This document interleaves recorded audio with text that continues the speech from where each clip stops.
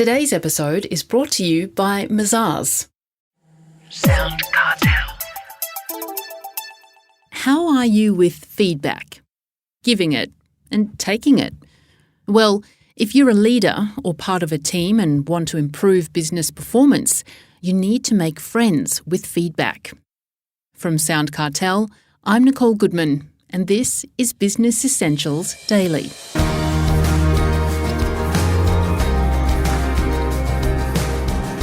The difference between the type of team you want to be and the type of team you are can determine the work involved to reach peak performance goals.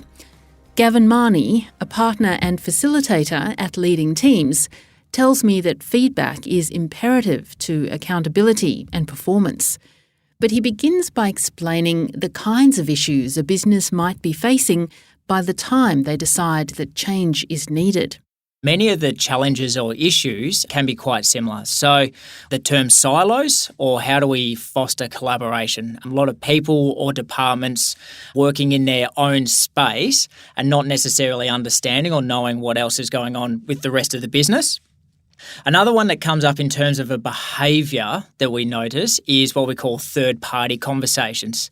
And that's where people will not necessarily address an issue or a challenge directly with a person that may be responsible for that, but they'll talk to a third person around that, which can foster into like a bit of a gossip within a business sense. The other one often is communication. So how do we really establish effective communication through our leaders and through our business? And then also for some teams that they want to set up a feedback culture, how do they introduce a feedback culture into their team or their business? Now, you also deal with a number of high-profile sporting teams. What's the link between high-performing teams on the field and high performance in a corporate environment? Well, it can actually be quite similar because what we're looking for there is, again, around what do we espouse to be, but also what's the team trying to achieve and what is the individual role and responsibility of each team in that sense. Working with one business that had been sales focused in the past, so a recruitment business, and it's often we reward around how do we get those sales, and so it can become very individually focused. One of the things that they spend quite a bit of time working on with the sessions through Leading Teams is establishing team goals and understanding that each person within that team and that organisation contributes into the wider team goals. And what I love is they started to pick up on a saying or a notion is that I have a shot, but you have a better shot. And so the ability to share business, share resources, share opportunities is done on the fundamental principle that I have trust that I know that you will pass that back on to me at some stage. Where that trust and respect starts to fall down is people will hold on to those opportunities for themselves because it's going to be more beneficial for the individual. Whereas what we're trying to do is get people to think broader around the team goals and the team objectives. Receiving and giving feedback can be incredibly hard for some people. What role does feedback play in the Leading Teams ethos and then the way that you help to build high-performing teams? Well, one of the first things we'd say is if you're not engaging in regular, open, honest, face-to-face feedback, then you can't consider yourself a high-performing team. For us, we see that as the fundamental pin, and it's the people who we work with are the greatest assets for our own personal development. Most organisations will have a set of values or behaviours, but how do you use them? And so an example, I was catching up with the team the other week around doing some exploratory conversations about potentially partnering with them. And they said, well, yeah, we've got some values and behaviours, but they're kind of really for the website. That's where they sit and we have them. And we talk about, well, do we actually review our team performance against those values and behaviours, but also do we review each other individually against those? So who's actually the best at living our values and behaviours and who could show quite a bit of improvement? The opportunity to provide each other with that feedback becomes really powerful. It's the importance of that accountability. Yeah, and a big part that lends into that is one of our activities that's called our peer assessment. So that's an opportunity for the whole team to provide an individual with some feedback with the explicit objective to help that person improve. And that's done in the form of 3 words to describe that person. Things we'd ask them to consider: stop doing, start doing, and keep doing.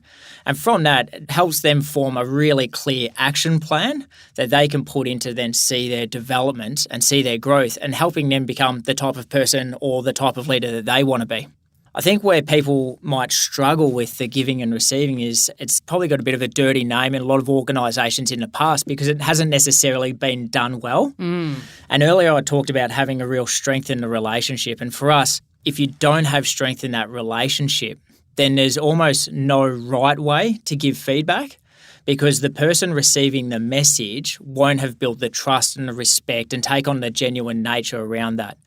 Whereas if you have a really strong relationship, then there's almost no wrong way to give the feedback, because you'll work through that conversation with the two of you. On that note, for many businesses, it's a change in their culture, in their DNA, to get the teams consistently at peak performance. What are some of the challenges they might experience along this development journey? It is a challenge to constantly be performing at peak performance. A lot of what we say and do at leading teams is it's quite simple, our methodology, our model, our philosophies, but that doesn't necessarily make it easy. It takes a lot of discipline, it takes time, and it takes effort and consistency to be putting these practices in, day out, to be getting you on the path towards peak performance. The biggest challenge often comes is we might find a couple of months into a start of a program where we've really set up the relationships, we've set up the foundations of the type of team we want to be. What happens if we have a person on the team whose either behaviour or performance doesn't match our expectations? And that's where the real challenge does come in, and the work that we do with the leaders outside of the sessions, but also with the teams in the sessions. What are we going to do to either help support that person or have the conversations to get them to be really clear that we need to see a change in behaviour or performance for you to be part of this team?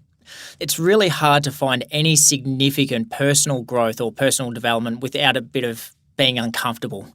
And so what we find, though, is feedback can be like a muscle. The more that you start to exercise it, the easier it becomes. And so I even noticed, just working with a team last week, we got back, had the whole team come together. They found the initial feedback part quite challenging and hard to get through, compared to a year on, that they were just really accustomed to the whole process. They were really comfortable. They'd built the trust and respect. They knew the feedback was given for the fundamental purpose of helping that team or helping that individual improve. And so for them, it's now just become a mainstay of what their business looks like.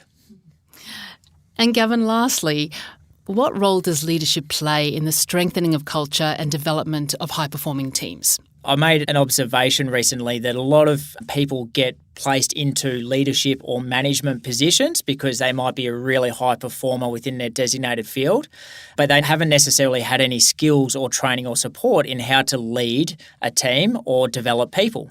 And so we throw people into these positions and just expect them to be able to do it.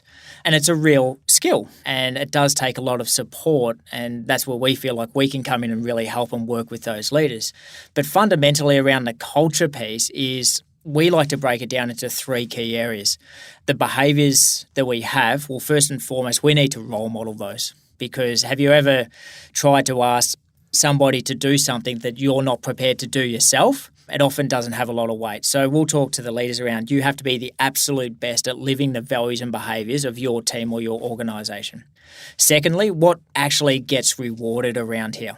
So the sales environment can be a really good one, because we talk about we want to have a great culture, but everything that we reward is done around the sales or the sales bonus. So don't be too surprised if people shift their behaviour around the sales aspect of it. Can we reward people around what we believe in and what we want to stand for as a team? Highlight that to get people's behaviour shifting that way. And then the third one is around what do we challenge?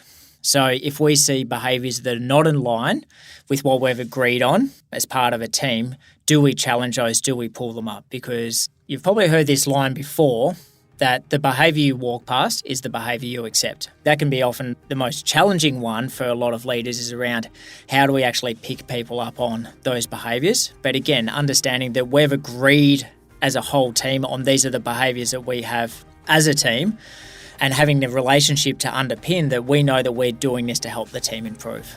That was Leading Team's partner and facilitator, Gavin Mahony.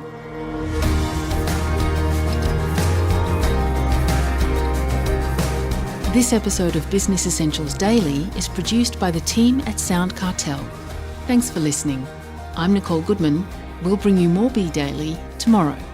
Follow at BE Daily Podcast across social media and head to bedaily.com.au for more from the Business Essentials Daily podcast. SoundCartel. This episode was brought to you by Mazars. To find out more, visit mazars.com.au. That's mazars.com.au.